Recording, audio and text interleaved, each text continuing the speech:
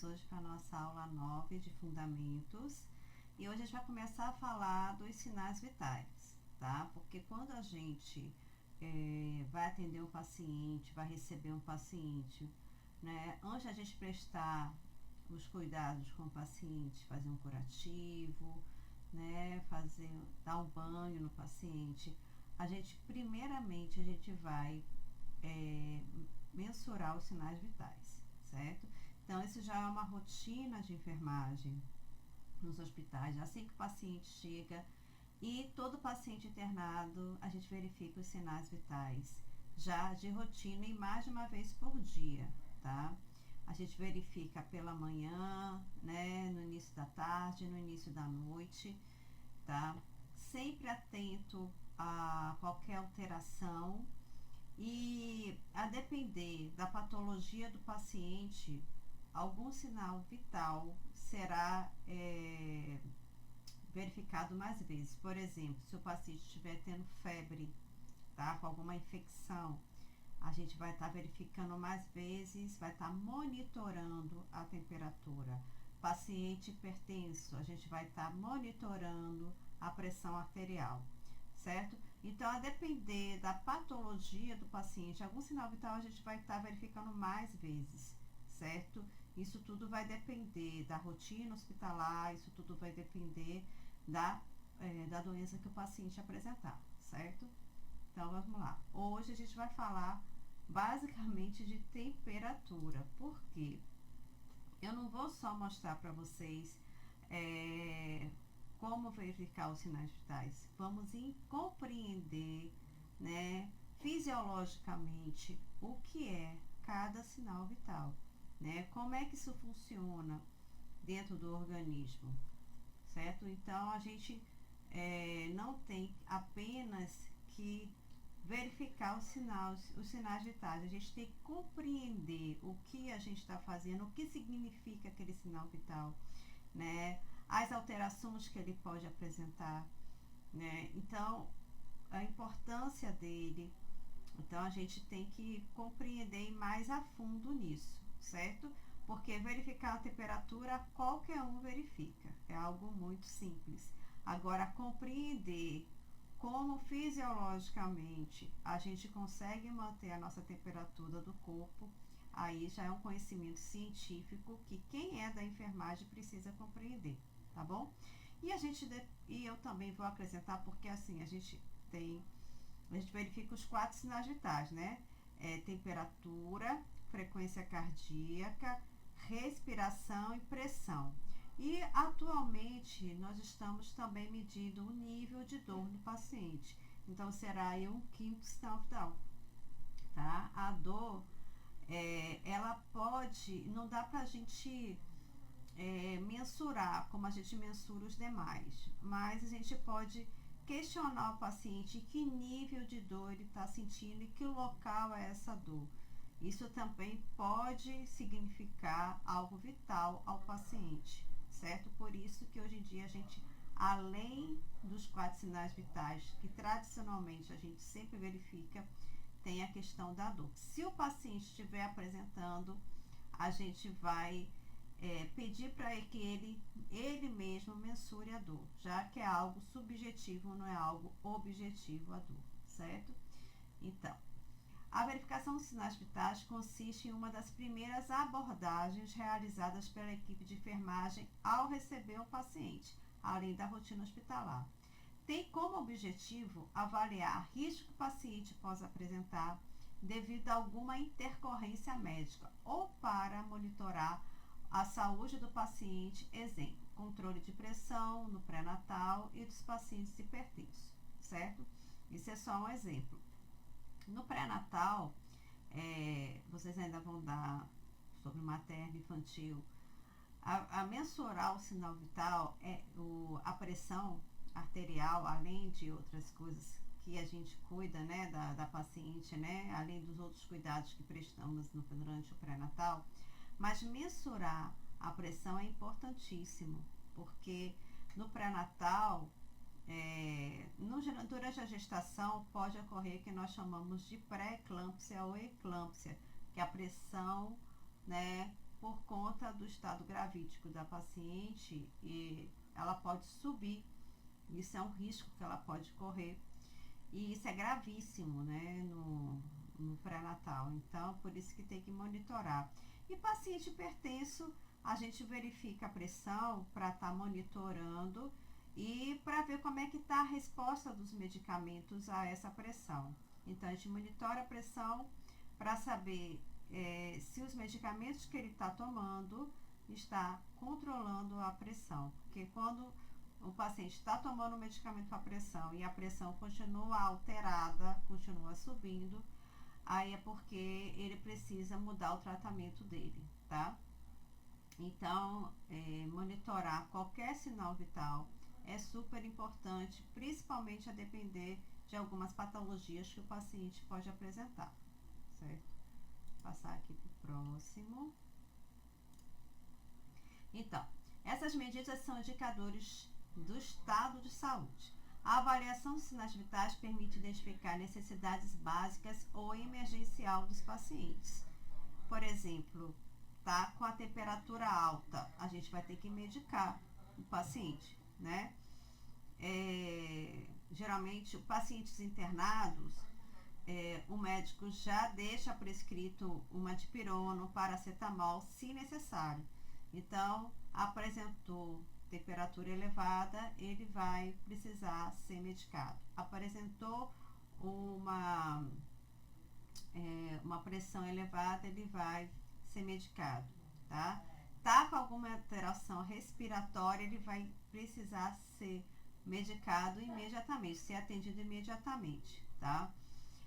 E qualquer outro sinal vital alterado, por exemplo, passei a frequência cardíaca, tá tendo um ataque cardíaco, isso é gravíssimo, né? O paciente está em repouso, de repente a frequência fica em 100, 120, esse paciente ele precisa de atendimento médico de urgência, né? Ou então essa frequência cardíaca está caindo. Nós chamamos isso de bradicardia. E o paciente está entrando em parada cardiorrespiratória. Esse paciente, se a frequência respiratória dele começar a baixar, então, isso indica uma emergência gravíssima do paciente. Então, por isso que é importante a gente estar sempre verificando os sinais vitais, tá?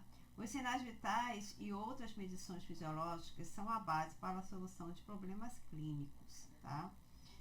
A gente vai estar falando, como a gente já está falando da temperatura, eu vou estar falando das novidades que tem, né? A gente agora tem esse termômetro testa, que nem sempre as pessoas agora estão verificando na testa, agora estão verificando no pulso também.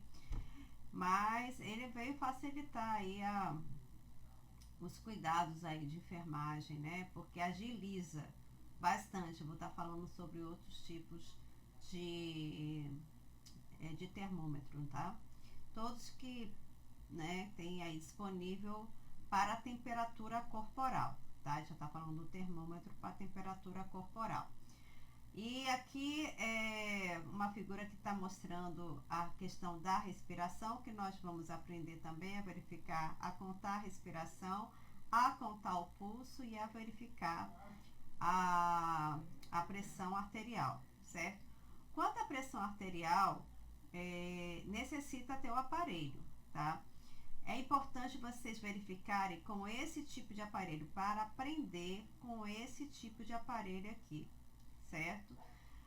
E se vocês não tiverem, vocês vão aguardar então nós retornarmos para a gente poder estar verificando nesse aparelho. Mas quem tiver em casa ou quem conseguir emprestado e tudo, seria uma boa a gente poder treinar um pouquinho com aquelas aulas práticas em vídeo, né? Verificar a pressão com o aparelho. Mas quem não tiver, não tem problema. A gente vai aguardar, né, o momento de retornarmos para vocês treinarem aí a verificação da pressão com o aparelho. Mas assim, esses 3 sinais vitais dá para a gente verificar, fazer uma praticazinha tranquilo durante as aulas online, tá? Que é a verificação da temperatura, que acredito que todo mundo pode conseguir aí no termômetro. Não precisa ser esse termômetro, a gente pode ter um termômetro digital, até mesmo termômetro de mercúrio, tá? A respiração E o pulso não precisa nada demais, apenas de um relógio para a gente aprender a verificar, certo? Então, pode ficar pendente, gente, apenas a questão do tensiômetro, né? Da pressão arterial, que a gente, em um momento oportuno, a gente vai poder treinar, certo? E vocês vão ter tempo para isso. Vamos para o próximo. Então, além que eu falei para vocês, né? Além desses sinais vitais básicos, que são a temperatura, o pulso, a pressão arterial e a frequência respiratória, podemos ainda complementar com a oximetria de pulso, tá? E a avaliação da dor. A oximetria de pulso também foi não é nenhuma novidade, tá? Mas começou-se a falar muito da oximetria agora com relação à Covid. Por quê? O que é a oximetria de pulso? A oximetria é a avaliação da concentração de oxigênio no sangue, tá? Por que isso? Se vocês lembram de anatomia, se vocês deram a questão da circulação sanguínea, do sangue arterioso e do sangue venal, do sangue venoso e do sangue arterial, vocês aprenderam o quê? Que o sangue venoso, ele entra pelo átrio direito do coração, vai para o ventrículo direito, do ventrículo direito ele vai para a artéria pulmonar, vai passar vai fazer uma troca gasosa nos pulmões. Então, quando a gente enche o pulmão de ar, lá nos alvéolos, que é a pontinha das extremidades aí da árvore brônquica, né? Então, lá na pontinha dos pulmões, o que vai ocorrer a troca gasosa. Então, quando a gente enche o pulmão de ar, a gente vai estar passando o oxigênio do ar para o sangue, tá? E o sangue, quando a gente expira, vai estar eliminando o gás carbônico. Então, isso é a troca gasosa. O sangue venoso, que está rico em gás carbônico, ele vai passar pelos alvéolos pulmonares. Quando ele passar pelos alvéolos pulmonares, com esse movimento da respiração que a gente faz, o que vai acontecer?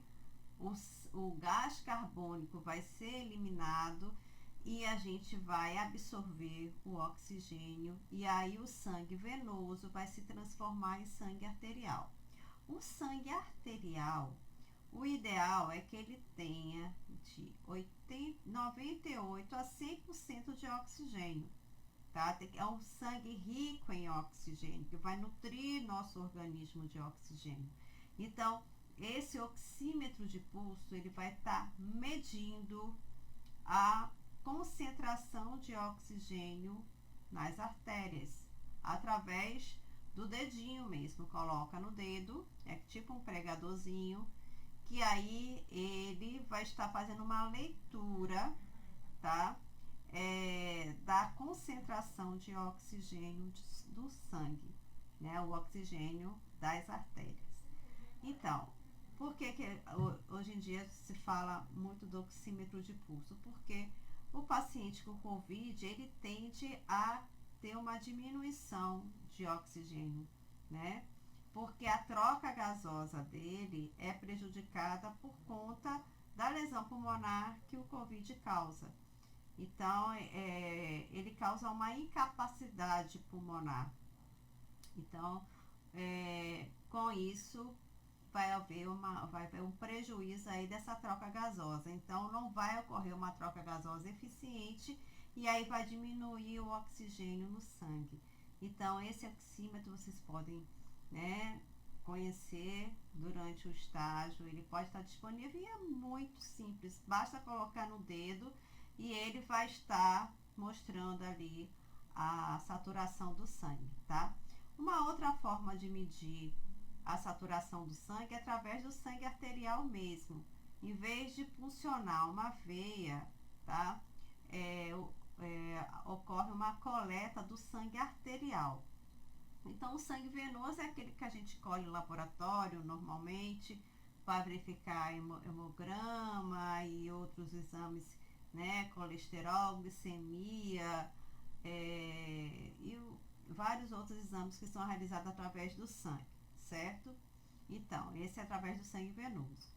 Para coletar o sangue arterial, coleta na artéria. Então, aonde a gente está sentindo o pulso, tá?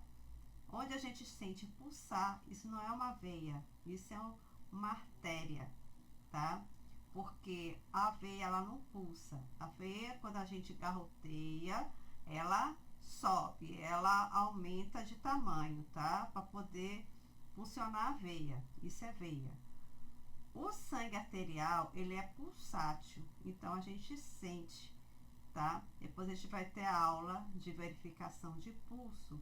Então, quando a gente quer colher sangue arterial, isso vocês não vão aprender nesse curso, não é o objetivo desse curso, tá? E geralmente quem colhe sangue arterial é um médico ou um técnico de laboratório treinado, certo? Porque é perigoso, tem que saber uma técnica bem correta para não estar extravasando, nem causando nenhum hematoma enorme no paciente. É inclusive um procedimento doloroso para o paciente. Então, assim, para colher, tá? Precisa sentir a artéria e aí fazer a punção para o sangue arterial, tá?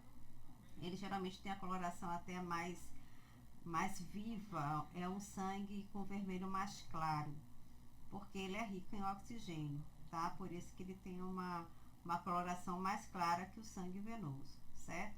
Então, mas isso é só uma curiosidade para vocês, certo? Essa oximetria de pulso é obrigatória em pacientes de UTI ou paciente semi-intensiva. Paciente em enfermaria, eles não necessitam ficar com essa oximetria de pulso, a não ser que seja um caso como Covid, né? O paciente está com Covid, possa ser que tenha um oxímetro de pulso na enfermaria para verificar a oximetria do paciente. E se vocês se depararem com isso, não se assuste, que é algo muito simples, tá? Basta colocar o aparelho no dedo do paciente e já vai mostrar ali o valor da oximetria, que deve estar entre 98 e 100. Se começar a baixar, que esse paciente ele está iniciando aí um problema mais grave respiratório, tá? E a gente vai estar falando depois sobre essa escala de dor, tá? Como a dor é algo subjetivo, então a gente precisa de uma escala para que o paciente informe a gente qual o nível de dor que ele está sentindo, tá? De 0 a 10. Então, só mesmo o paciente para informar, que a gente não pode sentir a dor pelo paciente, mas a gente pode tentar compreender o nível de dor que ele está apresentando, certo? Através dessa tabelinha aqui, como essa, né? Então, os hospitais já estão se importando com essa questão também. E assim, o paciente pode apresentar outros sintomas que são subjetivos, que ele informa e que é importante a gente anotar e observar se seria algo importante, se precisa ser sinalizado logo, tá? Porque a depender do tipo de sintoma, ele pode estar significando algo mais grave, então a enfermagem tem que estar sempre atenta a qualquer alteração do paciente, certo? Então, os sinais sintomas e sinais sentidos pelo paciente e não conhecidos, a menos que ele se queixe deles, são denominados subjetivos, como eu falei. Os sintomas subjetivos são aqueles que o paciente relata, embora não possa ser detectado pela enfermagem. Exemplos: ele está apresentando náuseas, né, vontade de vomitar, tonteiras, prurido é coceira, então não fale mais coceira. O paciente está apresentando prurido, tá? Vão anotando, gente. É bom vocês fazerem um livrinho de vocabulário de termos científicos, tá? Porque as anotações de enfermagem, elas devem ser realizadas com termos científicos. Então, se vocês tiverem dúvidas, vocês podem perguntar, mas ou pesquisarem, porque a gente tem que estar utilizando os termos científicos. Sensibilidade à dor. Então, assim, alguns sintomas é o paciente que vai informar, outros a gente pode mensurar, outros a gente pode observar. Por exemplo, uma alteração na pele. O paciente pode apresentar manchas hiperemiadas, que são vermelhas, hipocrômicas, que são brancas, tá? Descamação da pele, certo? Então, tem diversos sintomas que a gente pode observar, outros a gente pode mensurar e outros são subjetivos, é o paciente que vai informar. Aí, como é que vocês vão anotar isso? Certo? Os sintomas subjetivos a gente fala, o paciente relata, o paciente informa, tá? Que apresenta dor abdominal ou algia, tá? O nome científico para dor é algia. A paciente apresenta cefaleia, que é uma dor de cabeça, certo? Então, os sintomas que o paciente relata, a gente vai falar, o paciente relata, o paciente informa, tá? Segundo informações do paciente. Então, quando são subjetivos, a gente, na anotação de enfermagem, a gente informa que foi uma informação do paciente, tá? Já que a gente não tem como mensurar. Aqui, com relação à dor, ó como é importante a gente saber o local da dor. Lembra da aula passada, né, que eu falei, o paciente está apresentando dor, que região do abdômen ele está sentindo dor.